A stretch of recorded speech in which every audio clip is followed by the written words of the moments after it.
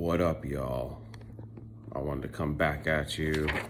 Today, I just wanted to talk about pretty much the pathological narcissist or the sociopath, psychopath, and kind of like what they're on their pathology. They're kind of fixed. They're not going to change.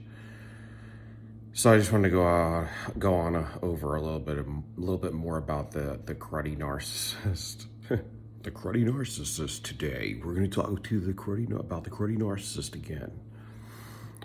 Okay, so a few things, the pathological narcissist is going to have about 4 signs that are going to be easy signs to see. They're going to be grandiose all the time. They're going to be requiring large amounts of energy, sucking your energy all the time. They're going to have lack of empathy. They're going to have, and they're going to be a pathological liar and cheater. So that's kind of these are things you're going to find all the time when you're talking about like sociopathy, psychopathy, and pathological narcissists. These you want to test, you should be able to test the spirits once you, hone your intuition, test the spirits, because that's something that I think that they played on before that we've honed, because if you're on this channel, you probably had some sort of a spiritual awakening, which gets you to recalibrate yourself. You kind of sit back and, got all these gears turning. You're like, they've always been going in one motion your whole life, thinking life was a certain way. And then it was a good wrench, but somebody threw a wrench in it, and it was the narcopath. So you got to test the spirit, because you start to hone your intuition, and you could usually rewind and be like, yo, my intuition was telling me that, but I ran it over. My intuition would tell me that, but I ran it over. But we're not running it over anymore. We're living in that. We're letting intuition lead, if it must be, because intuition's your spirit, man. It's your essence. It knows more than you know. So we need to let our body tell, our gut, our essence, our innermost being, tell us what's really going on sometimes. If it does, we need to heed the call. And if you start walking away from it, it's because you're getting seduced, and you know that. That's a red flag. Oh, give them the benefit of the doubt. You know that's wrong. So if you ever hear those words in your head, that's coming from the enemy. All right, so okay, what you're going to learn also about them, some of their character that I found very interesting, and you will too, because it happens to all of us, that there's like a dysfunction there, even from the start. But typically what would happen is you guys would like break it off, maybe. Like there wouldn't be enough to keep you together. But what happens is you find they keep coming back. And it's like, it was okay, but, it was like, I see a lot of quiet time, a lot of downtime, a lot of dysfunction, so, but they're, they want to go out again. And, there's stuff that you did like about them. Typically it's more fleshly than spiritually, because there's nothing else there, so, but they do have, charm. So that's where they would get you kind of spiritually or emotionally. Not spiritually, but emotionally. So charm and looks usually, and then seduction on top of that. So, but they keep coming back. So it's kind of like what I'm getting at is there's a weird vibration from the jump, and you didn't pay attention to it. Because normally when there's a weird vibration from the jump and they're not a narcissist, it would just be like, yo, man, we're just not hitting, we're not hitting on all cylinders, so we're going to walk, it kind of just, it usually takes its own pathway. It's just that maybe you're on different levels of your vibration. I say it's a cone. I'm going to post this. You're not going to see my face. Probably when I'm talking right here, you might see a picture of that, as I'm trying to learn to edit these things a little bit better for y'all. But then they also, what they do is they get you in your sunken place, meaning they bring your vibe down, because they're sucking off of you continuously and constantly, and you don't know how bad this is occurring until down the road you look at yourself and you're like, oh my God, I'm just a little piece of who I was, And so what they do is they abandon themselves young in childhood. And so they believe the false mask. The false mask is to say that they kicked out their spirit man, and the new spirit man that has occupied them is the mask. Okay, and so they have to wear that thing tight on their face, and so it's basically the mask is like the demon that took over in a spirit man position. So instead of their intuition, their innate essence, they denied the essence of who they truly are and kicked it out. The true self of who God originally made them, their true seed. Like when I say we're innately who we are, they kicked it out. They kicked out their innate essence, and they took the mask in place of it. And so they have only their mind, will, and emotions controlled by the mask. So when you meet them, you think you're meeting somebody that you're falling for, and that's a person with genuine opinions and genuine love. And that's why they always say you didn't fall in love with them, you fell in love with the mask. Who they truly are is when that mask comes off and they rage on you, because they have so much pent up in them that they've just been completely turned black. And if you could picture how this all works, is like there's a little circle, that's your spirit man in the middle that controls everything. That's your true core essence. And then there's the outer circle that has your mind, will, and emotions. And your ego is part of your mind, your will, and emotions. And so this is what has taken over. They kicked this middle essence out, and now it's been housed with demons. Okay, and then outside of that is your flesh, your body, your shell, or your meat suit avatar, which also has emotions and things running through it. And so they let the mind, will, the emotions, and the body consume the essence, their true essence, and they kicked it out. And that's why you see things on the MRI that are shut down, and basic essences of humanity in them that's gone on like MRIs and PETs. And that's why they could pathologically lie, because there's something else in the spirit man position. And so they want you, you find yourself losing yourself. You find the longer you're with them, you're losing who you are. And that's because they lost who they are, and now they're leading you down the road of you losing who you are. And they're slowly taking you away from you, shutting you down. Now they can't turn you into a narcissist, but they can make you heavily narcissistic, and they can throw a lot of pressure and stress and put you in that sunken place with depression and anxiety and paranoia and rage yourself. And so make you heavily emotional. Of course, this is somebody who's not knowing, somebody who's not understanding, but trying to still help the narcissist, because the longer you want to help the narcissist is the quicker that you're going to die. Okay, and you're going to lose yourself, and they'll get you on that sunken place, and it's hard to get out of that sunken place. When you're in that sunken place, you're in the first, second, and third dimension, and that has to do with the vibrations. When you are all the way at the bottom of the cone, that's shame. Where is that thing? So you have shame is when you're at a 20 on your vibration. It goes up to 1,000.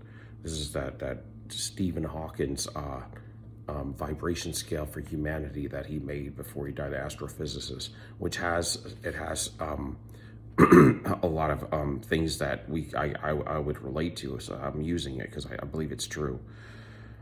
We have shame, and then guilt. Guilt's a 30, apathy is a 50, 75 is grief, and 100 is fear on your vibration scale. Now you're going from the first dimension is shame.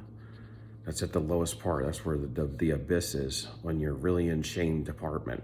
So if you take all of the narcissist sin soul energy, you'll end up in the first dimension for a short time, because you'll have to raise it back up. Okay, and so then when you're into the grief, apathy, guilt, and fear, you're in like the second vibration level, which would be the second dimension. So you're vibrating really low. But this is the thing, when you're in the first dimension, you see everybody that else is in the first dimension. That's why I said in the last podcast, I was able to see all of these people that were like, their eyes were on me, because I could identify them and they could identify me, because we were in the first dimension. when I got pulled all the way down, you see where I'm at? See, and then the second dimension, you'll see everything for what it is in the second dimension because you're involved in it too. And this is where you find these people like Putin, you know, these people that are like, they're dictators. They're you can't breathe around them because they have to control everything. They get narcissist injury. They have a huge ego, and they killers, all of that. They all fit in here. These dimensions. That's why you don't want to hang out in these dimensions, because these dimensions are vicious. And when you hang out in these dimensions, these kinds of individuals are the people you're going to be rubbing with, or they may just come to you because you got that beat going. So you don't want to live in this dimension. But you allow it when you allow bad people into your life. The third dimension, it starts with, so this is interesting. So the third dimension, it kind of ends in pride at 175. And that's why it says in the Bible, pride comes before the fall. Because at 175 is pride, and that's the top of the third dimension. Okay, but you know, people always say they can't escalate. The narcissist can never escalate to the fourth or fifth dimension because they're stuck in the third dimension or below. So they wake up every morning in the first dimension. The highest they can get to is a pride level, which is the top of the third dimension. But that's the ceiling for them. After the pride, then they create trouble. That's where they would discard you because they're prideful, but they still really need you. So then they put themselves in a problem and a bind, and they do this stuff with work, school, everything. And then what happens is they fall back to shame again. So the pride comes before the fall. They hit pride, they go right back down to shame. And then they have to climb back up, and they hit pride and go right back down to shame. Why? Because they're cowards. Because the next thing on the fourth dimension is that you hit courage, and they never get to courage. Why do they never get to courage? Because, well, they're not courageous. Interesting. And then, you know, when you get into the fourth dimension, you're getting into willingness and acceptance, inner light.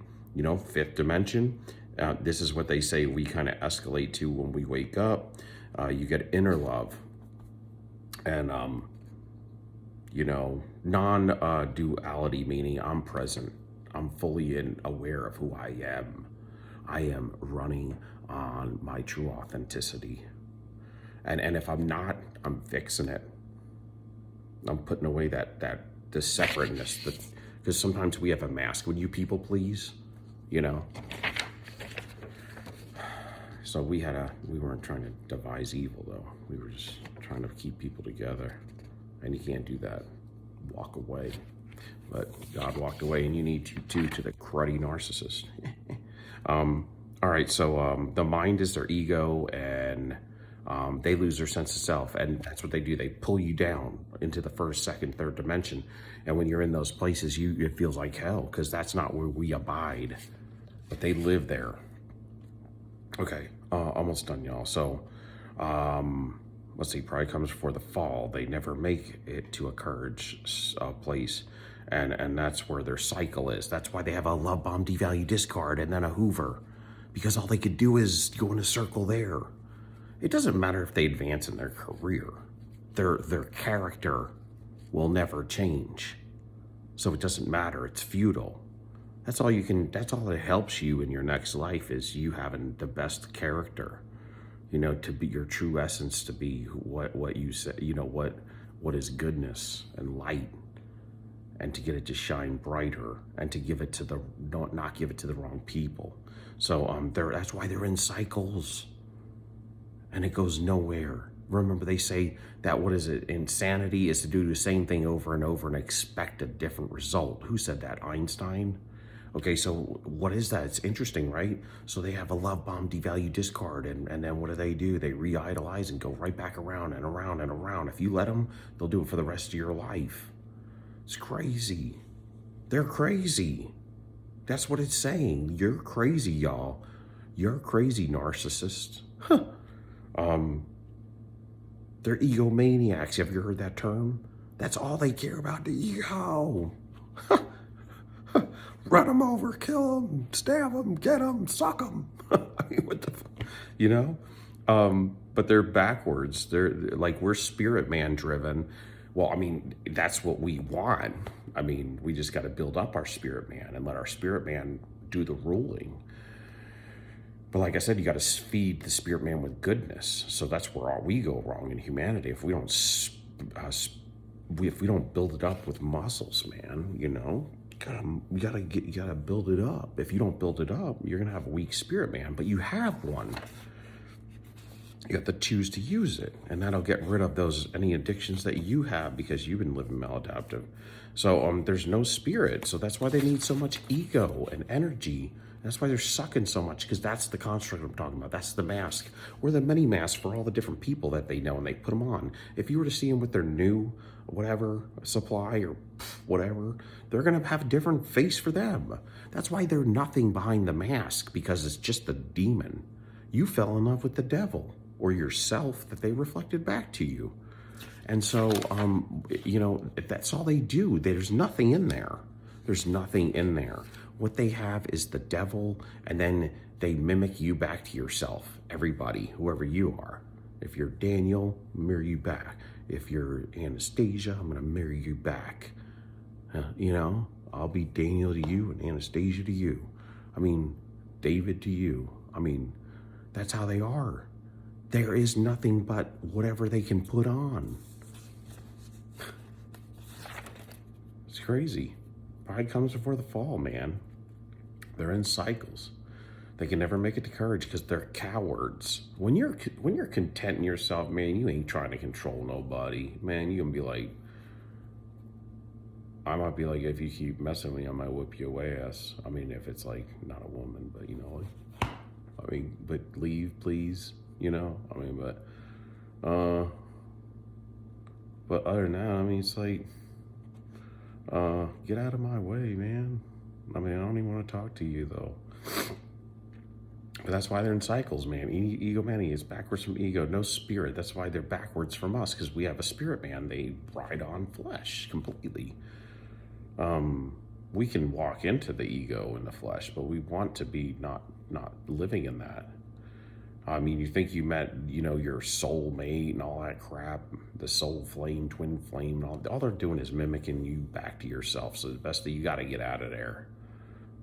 Vulnerability is weakness to them. So then they weaponize it. They use it against you because they don't understand that vulnerability and love, happiness and joy, they could never get there.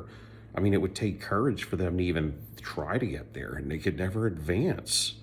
Once you shut down those parts of your brain, you're done, man. They can't ascend. And whenever you have like a muscle or something, what happens is that, you know, I always say that God probably leaves them probably at the age of 18 or before they're 19, if they choose to continue down this road, right? They can change, but I believe that, you know, that's kind of where we're at.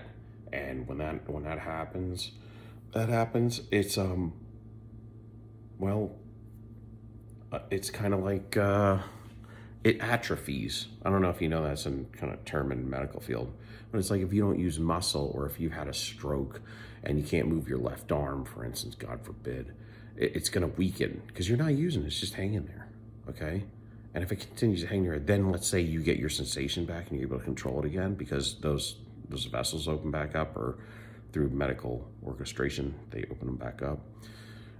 Then what would happen is if it's been like that for long enough, it won't be as strong as this one. It's atrophied, it's weakened, okay, or it's contracted. It won't move from here, you know. And so that's what they did with their right brain, with their love sectors, their common sense, everything God. I'm gonna put another picture of the brain up there as well. It's from somewhere I work. And you'll see right brain is all, because Jesus is the right hand of God the Father. Anatomical right is always blessed. Anatomical left is always cursed. And no, if you're left-handed, it's a motif. It's not literal to everything, but there's a motif to that. Why left-handed is blessed in this world system, because that's a motif, but it doesn't, if you're not saved, you're cursed. That's all, in my opinion. But that's for another topic. We're dealing with narcissism. So anyway, this is all for today. I hope to help somebody understand the freaking life of the pathological, crappy narcissist who has nothing really good in him anymore. So, all right, I'm being stupid. Have a good day, soldier up. Stand tall every day, all the time. And until next time, soldier up.